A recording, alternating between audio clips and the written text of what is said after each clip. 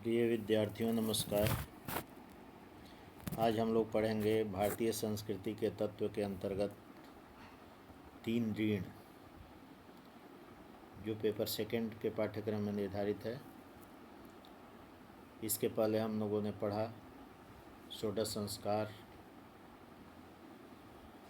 वर्णाश्रम व्यवस्था, वैदिक कालीन व्यवस्था।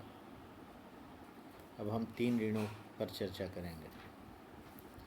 भारतीय जीवन पद्धति के अंतर्गत 4 वर्ण एवं 4 आश्रमों की स्वीकृति है। 4 आश्रमों में ब्रह्मचर्य आश्रम, गृहस्थाश्रम, वानप्रस्थ आश्रम एवं संन्यास आश्रम। चारों आश्रमों में गृहस्थ आश्रम को अत्यधिक महत्वपूर्ण स्थान प्राप्त है। इसमें मनुष्य को अनेक प्रकार के उत्तरदायित्वों का पालन करना पड़ता था। इसके अंतर्गत उसे अपने ब्राह्मण ग्रंथों कुछ ऋण भी चुकाने होते थे। इसी आश्रम में वह कई ऋणों से मुक्ति पाता था। ब्राह्मण ग्रंथों के अनुसार व्यक्ति पैदा होते ही देवताओं, पितरों, ऋषियों और मनुष्यों का ऋणी हो जाता था। इन ऋणों से छुटकारा पाना मनुष्य का अनिवार्य कर्तव्य माना जाता था। सभी व्यवस्थाकारों ने या शास्त्रकारों ने 3 ऋणों की चर्चा की है। वे 3 ऋण हैं: पितृ ऋण, ऋषि ऋण और देव ऋण।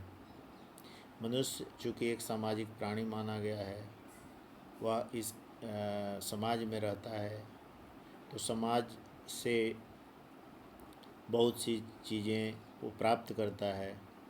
वो बड़ा होता है, संपूर्ण जीवन यापन करता है और इस समाज में रहकर ही वो सब कुछ लेता है। तो अतः उसे समाज को उसी भाव से लौटाने की बात भी करनी चाहिए। ये शास्त्रकारों की मान्यता रही है। अतः उन 3 ऋणों से वो ऋण होना, यानी उस उधार को लौटाना, चुकता करना, ये इस समाज का लक्ष्य रहा है। तो एक एक ऋण पर हम क्रमशः चर्चा करेंगे। जैसे पितृ ऋण, पहला ऋण है पितृ ऋण। इस ऋण का विशेष संबंध पारिवारिक जीवन से है। समाज की उन्नति और विकास के लिए पितृ ऋण का सिद्धांत अत्यंत आवश्यक माना जाता है। इस ऋण को संतानोत्पत्ति द्वारा चुकाया जाता है। संतान की उत्पत्ति का संबंध समाज के भविष्य से कितना घनिष्ठ है, यह तो नितांत स्पष्ट है। यदि व्यक्ति गृहस्थ आश्रम में प्रविष्ट होता है तो उसका प्रमुख लक्ष्य संतानोत्पत्ति हुआ करता था, क्योंकि समाज आगे तभी बढ़ सकता है जब व्यक्ति संतान उत्पत्ति करे, अपनी संतति को आगे बढ़ाए। नहीं तो वह समाज नष्ट हो जाएगा, भ्रष्ट हो जाएगा, समाप्त हो जाएगा। इसलिए संतानोत्पत्ति करना गृहस्थ आश्रम में रहने वाले प्रत्येक व्यक्ति का ये कर्तव्य माना जाता था। और वह भी संतान जो है धर्माचरण युक्त हो, संस्कार युक्त हो, ऐसी भावना से, उदात्त भावनाओं से युक्त हो, समाज के लिए उपयोगी सिद्ध हो, समाज के कल्याण के लिए उसके संस्कार उसमें डाले जाएं, ऐसी भावना का प्राधान्य रहता था। उत्तरदायित्वों और कर्तव्यों को समझने वाली संतति के उत्पन्न होने पर समाज का भविष्य सुधर सकता है। यह स्पष्ट है कि जिस समाज के नवयुवक विलासिता प्रिय, उत्तरदायित्व विहीन और निकम्मे बनते जाते हैं, उसका भविष्य अंधकारमय होता जाता है और कुछ काल पश्चात उस समाज का अस्तित्व भी मिट जाता है। प्राचीन काल में अच्छी और योग्य संतानें उत्पन्न करना पवित्र कर्तव्य माना जाता था। वैदिक ऋषि प्रभु से या ईश्वर से यही प्रार्थना किया करते थे कि हम अच्छे पुत्रों वाले बने। इस पितृ ऋण के कारण समाज का वातावरण पवित्र रहता था। अर्थात समाज के ऋण से उऋण होने के लिए पितृ ऋण से उऋण होना आवश्यक माना जाता था, जिसके लिए संतानोत्पत्ति को एक परम कर्तव्य समझा जाता था। दूसरा ऋण है ऋषि ऋण। यह ऋण स्वाध्याय द्वारा चुकाया जाता है। गुरुकुलों में ऋषि अपने आजीवन योग और तप की विद्या के रूप में ब्रह्मचारियों को शिक्षा देते थे। प्राचीन काल का विद्यार्थी गुरु के कुल का सदस्य बन जाता था। वह गुरु जो किसी गूढ़ तत्व के दर्शन करने के कारण ऋषि कहलाता था। और जो वयोवृद्ध तथा ज्ञान वृद्ध हुआ करता था, ब्रह्मचारी को अपने पुत्र से भी अधिक प्रेम देता था, स्नेह प्रदान करता था। इस प्रकार गुरु और शिष्य का संबंध पिता पुत्रवत हुआ करता था। यह संबंध अत्यंत उदात्त और पवित्र था। शिष्य को विद्योपार्जन के लिए कोई निश्चित द्रव्य राशि नहीं देनी पड़ती थी, क्योंकि तत्कालीन राजा और प्रजा गुरुकुलों को हर प्रकार की सहायता दिया करते थे और सहायता देना अपना परम कर्तव्य समझते थे। समाज के धनी या निर्धन सभी प्रकार के बालक गुरुकुलों में विद्याध्ययन द्वारा ज्ञानोपार्जन कर ब्रह्म प्राप्ति के मार्ग में अग्रसर होते थे और सभी विद्याओं को वहाँ पर प्राप्त करते। धनुर्विद्या, आयुर्वेद, अनेक कलाओं और सभी शास्त्र विद्या अपने इन शिष्यों के लिए निरीह और निर्लेप ऋषि सब कुछ न्यौछावर कर देते थे। यानी ऋषि में किसी प्रकार की तृष्णा नहीं होती थी, अतः वह निर्विकार भाव से अपने शिष्यों को शिक्षा दिया करते थे। अतः उन शिष्यों पर गुरु का भारी ऋण हो जाता था। इसी ऋण को ऋषि ऋण कहते हैं। बालक जब नवयुवक बनकर अपना ब्रह्मचर्य आश्रम का समय पूर्ण कर लेता था और उसका समावर्तन संस्कार हो जाता था, तब गुरुकुल से निकलकर वह स्नातक गृहस्थाश्रम में प्रवेश करता था।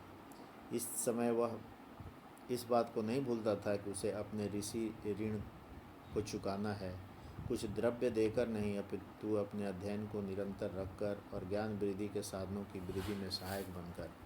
इस प्रकार प्राचीन भारत के गृहस्थ न केवल स्वतः ही स्वाध्याय द्वारा ज्ञान वृद्धि करते थे, किंतु गुरुकुलों का हर प्रकार की सहायता भी दिया करते थे, जिससे कि ज्ञान पिपासा की तृप्ति के केंद्र सूखने न पाएँ। अर्थात गृहस्थ आश्रम वाले व्यक्ति अपने गुरुकुलों को पर्याप्त मात्रा में धन धान आदि दिया करते थे और वहाँ हर प्रकार की सहायता पहुँचाया करते थे। प्रत्येक घर से वहाँ के छात्र भिक्षाटन करके वहाँ से संग्रह करते थे और गुरुकुल का खर्च भी उससे चला करता था। ऋषि ऋण के सिद्धांत के कारण समाज का शैक्षणिक संस्थाएं न केवल जीवित जागृत रहती थीं, किंतु उत्तरोत्तर उन्नति एवं वृद्धि भी प्राप्त करती थी। गृहस्थाश्रम के बाद व्यक्ति जब ब्रह्मचार्य आश्रम में प्रवेश करता था तो वह यहाँ पर शिक्षक के रूप में नियुक्त होता था और वह आश्रम का में रहकर आश्रम का कुलाधिपति बनकर वह अपने शिष्यों को फ्री ऑफ कॉस्ट शिक्षा दिया करता था, शिक्षा दान करता था और तब वह ऋषि ऋण से उऋण हो पाता था। देव ऋण, इस ऋण को यज्ञ आदि द्वारा चुकाया जाता है। प्रकृति की विभिन्न शक्तियों को देव कहा गया है, क्योंकि उनका देदीप्यमान प्रकाश चारों ओर दिखाई देता है। देव शब्द में विद्यमान दीव धातु का अर्थ चमकने वाला होता है, इसलिए देव शब्द का अर्थ चमकने वाला, प्रकाशमान, देदीप्यमान, कांति युक्त ऐसा माना जाता है। जिसकी आत्मा अधिक परिष्कृत है उसके मुख पर एक प्रकार का दिव्य तेज मालूम पड़ता है।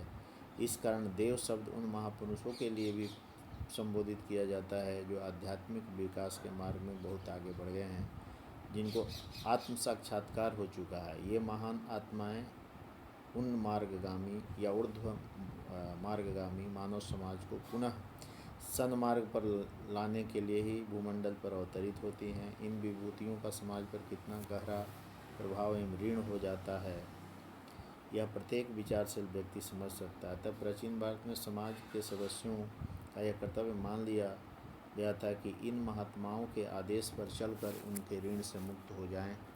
इस प्रकार सामाजिक विकास के लिए देव ऋण को भाव अत्यंत ही उत्तम कोटि का है। देव ऋण का अर्थ है जो उत्तम महापुरुषों के द्वारा बताए हुए मार्ग पर चलना और वैसे आचरण करना, समाज के कल्याण के लिए, समाज के विकास के लिए योगदान करना और आध्यात्मिक उन्नति के पथ पर अग्रसर होना, संतोष, दया, सहिष्णुता, प्रेम आदि के भावों का विकास करना, ये इस ऋण से उऋण होने का मुख्य लक्ष्य था। इस प्रकार 3 ऋणों की हमने चर्चा करी। अगली कक्षा में हम दूसरे विषय पर चर्चा करेंगे। धन्यवाद, नमस्कार।